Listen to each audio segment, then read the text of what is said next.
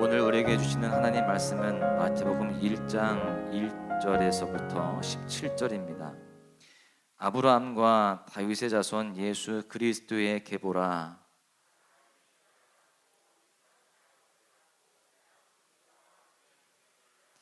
유다는 다말에게서 베레스와 세라를 낳고 베레스는 헤스론을 낳고 헤스론은 람을 낳고 아미나답을 낳고 아미나답은 나손을 낳고 나손은 살몬을 낳고 살몬은 라합에게서 보아스를 낳고 보아스는 루sek에서 오벳을 낳고 오벳은 이새를 낳고 이새는 다윗 왕을 낳으니라.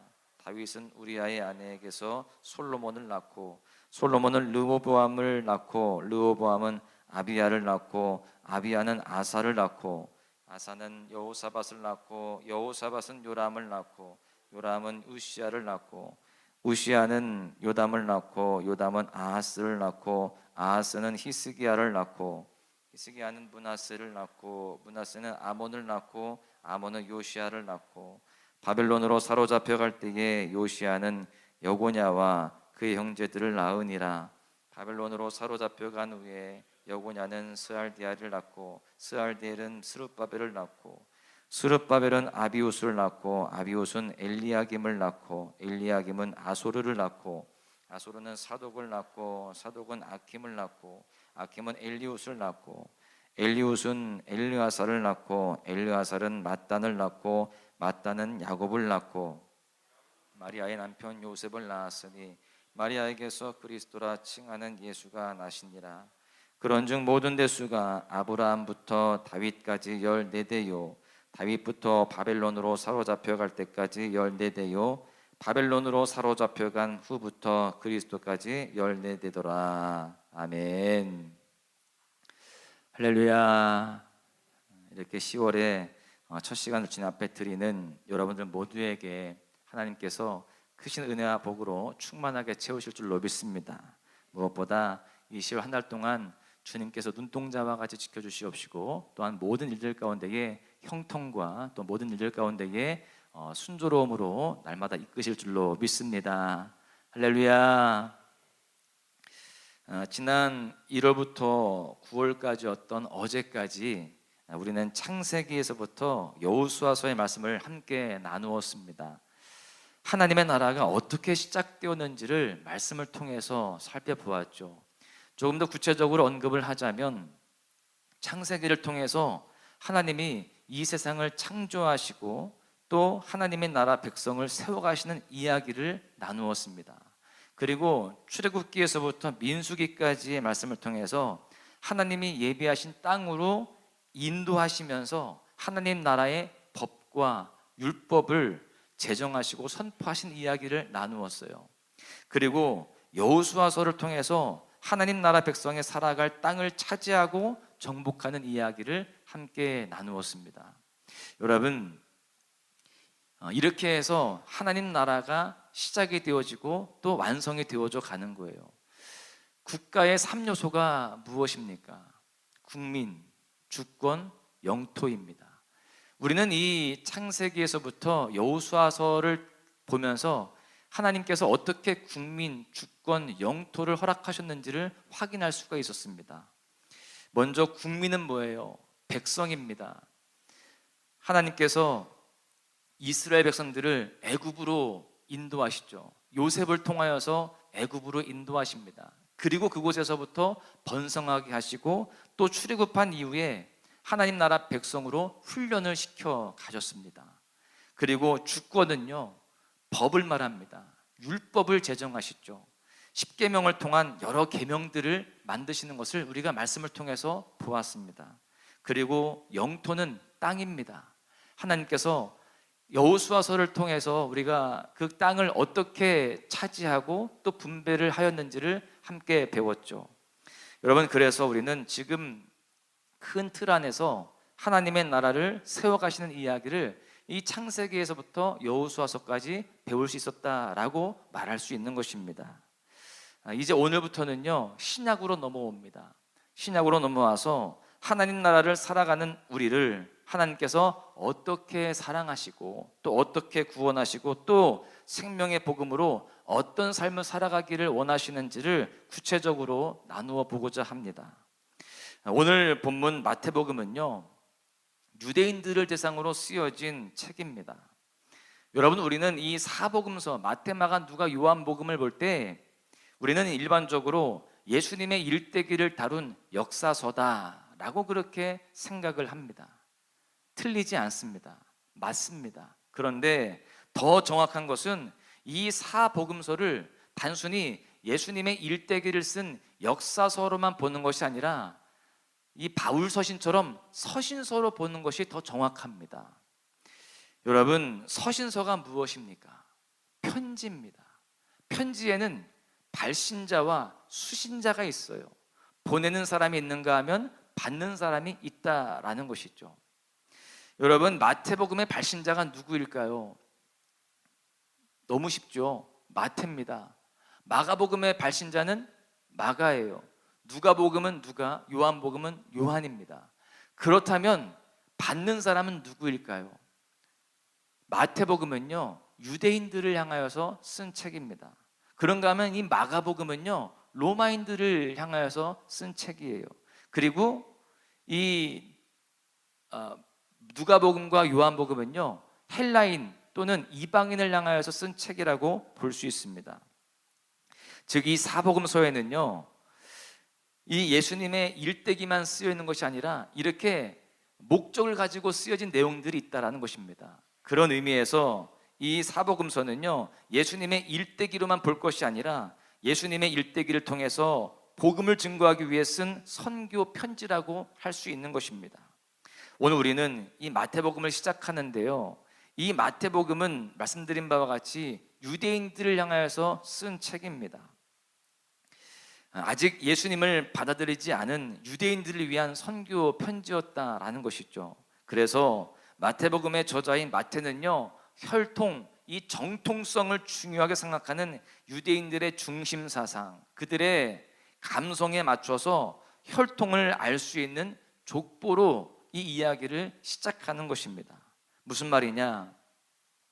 유대인들이 기다리는 메시아 예수님이 구약의 예언대로 유대인의 혈통 안에서 말씀을 밝혀주고 있는 겁니다.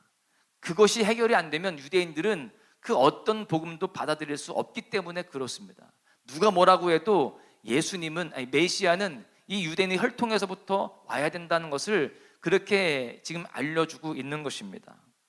여러분, 예수님이 그냥 촌동네 나사렛에서 어쩌지 하다가 뜬 인물이 아니라 유대인들이 가장 중요하게 생각하는 다윗의 혈통으로부터 왔다는 것을 구체적으로 지금 밝혀주고 있는 것입니다. 구약의 예언의 성취가 바로 예수님으로서 예수님께서 이 땅에 성육신하셔서 참 사람으로 오셨고 또한 동시에 참 하나님으로 오셨음을 그렇게 알려주는 것이죠. 본문 17절에 보시면 그런즉 모든 대수가 아브라함부터 다윗까지 14대요 다윗부터 바벨론으로 사로잡혀갈 때까지 14대요 바벨론으로 사로잡혀간 후부터 그리스도까지 14대더라. 여러분, 지금 여기에 보시면은 반복되는 말이 있죠. 14대, 14대, 14대가 나옵니다. 지금 이 역사를 끊어서 지금 이렇게 설명을 하는데 14대씩, 14대씩 끊어서 지금 이렇게 설명을 합니다. 여러분, 그런데 지금 이건 역시 유대인들에게 예수님이 다윗의 혈통으로부터 오셨다는 것을 강조하기 위해서 마태가 의도적으로 그렇게 역사를 끊고 또 이 14대를 반복하고 있음을 우리는 알아야 됩니다. 예전에 제가 요한계시록 쉽게 보기라는 그 설교를 시리즈로 한 적이 있었습니다. 요한계시록 쉽게 보기. 그래서 이 요한계시록에 대해서 함께 말씀을 나누었었는데요. 그때 제가 이런 말을 썼었습니다. 게마트리아라는 그런 용어를 제가 설명을 해줬었죠. 666, 14만 4천에 대한 이야기를 할 때 이 이야기를 했었는데 이 게마트리아라는 이 수비학이 있었습니다. 그 당시 헬라 문화에서 유행했던 것인데 문자를 숫자로 표기하는 기법입니다. 그런데 여기에서 이 14, 14대가 반복되는데 이 14를 게마트리아식으로 해석을 하면 어떤 단어가 나오느냐? 바로 다윗이 나오게 되어 있습니다. 이렇게 예수님의 족보에 다윗을 3번이나 의도적으로 언급을 하면서 예수님은 완벽하게 다윗의 계보를 통해서 오셨다는 것을 강조했던 것이죠. 왜요? 당시 유대인의 머릿속에는요, 메시아는 다윗의 후손으로 오시는 분이어야 하기 때문에 그렇습니다. 그래서 오늘 본문의 시작이자 마태복음의 시작인 1장 1절을 볼 때에도 이러한 사실을 강조하고 있습니다. 아브라함과 다윗의 자손 예수의 그리스도의 계보라, 이렇게 시작을 하는 거예요. 여러분, 이사야 11장 1절에 이렇게 예언합니다. 이새의 줄기에서 한 싹이 나며 그 뿌리에서 한 가지가 나서 결실할 것이요. 무슨 말입니까?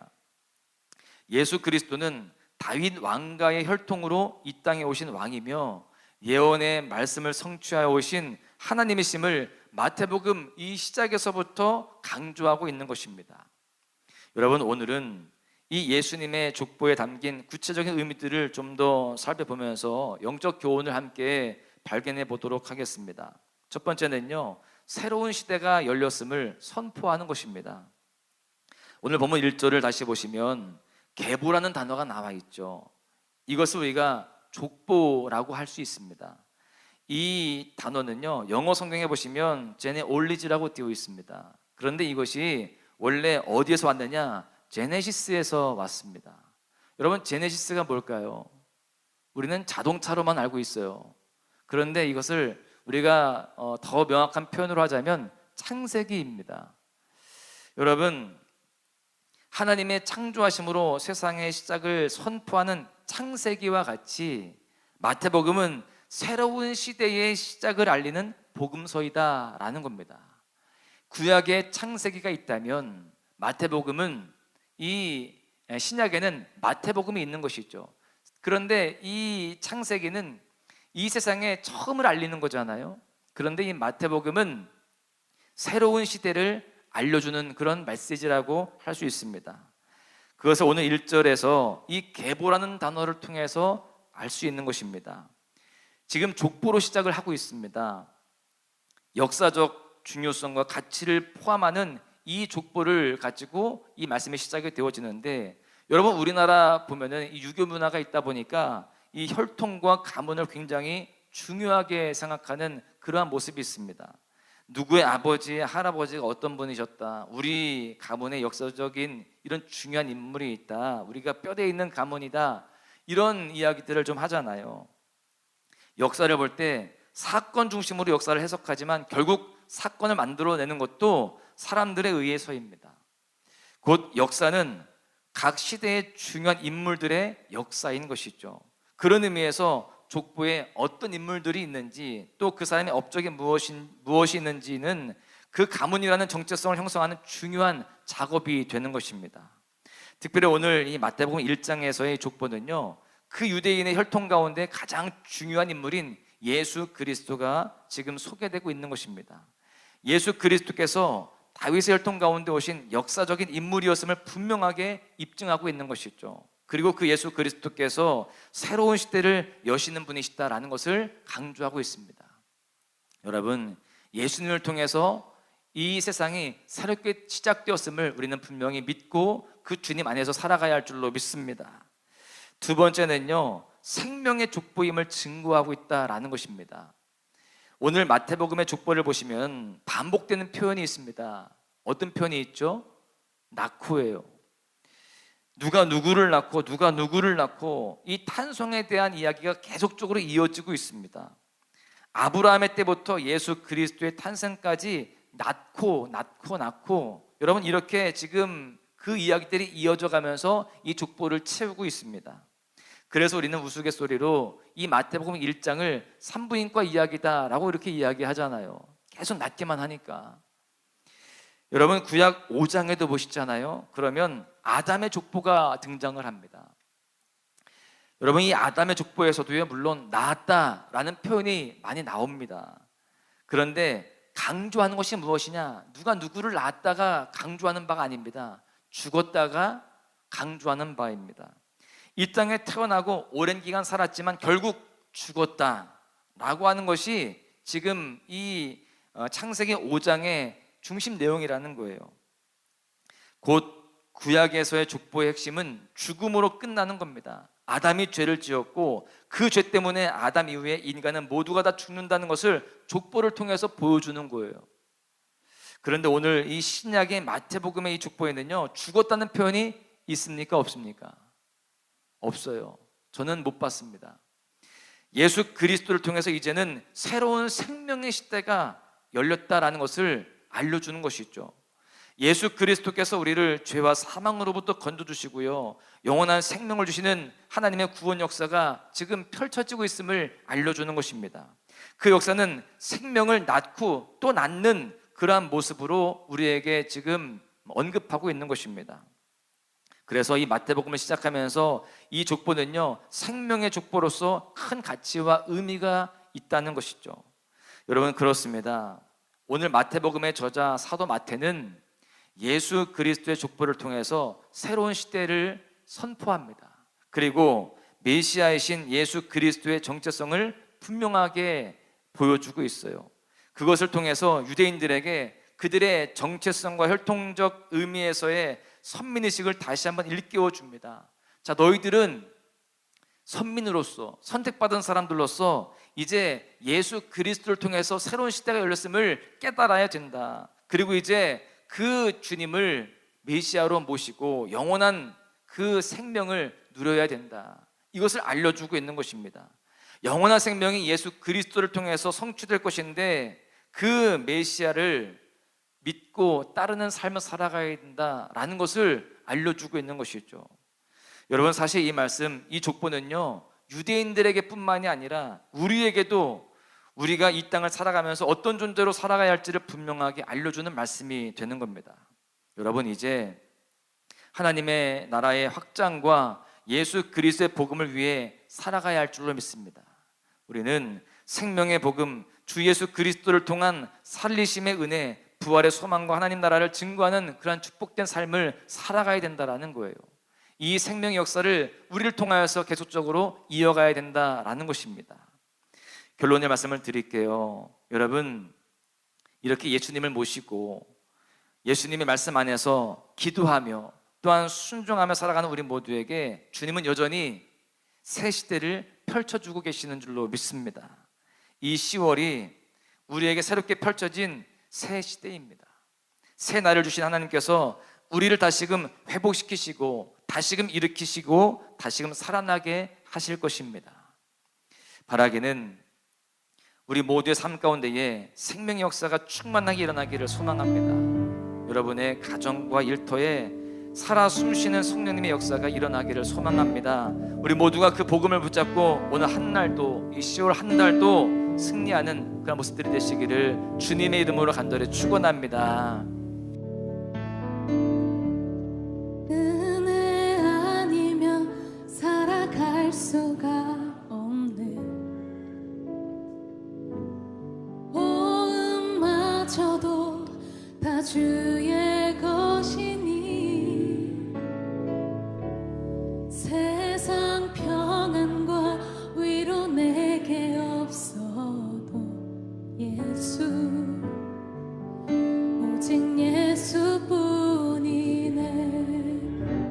은혜 아니면 살아갈 수가 없네. 호흡마저도 다 주의 것이니 세상 평안과 위로 내게 없어도 예수, 오직 예수뿐이네.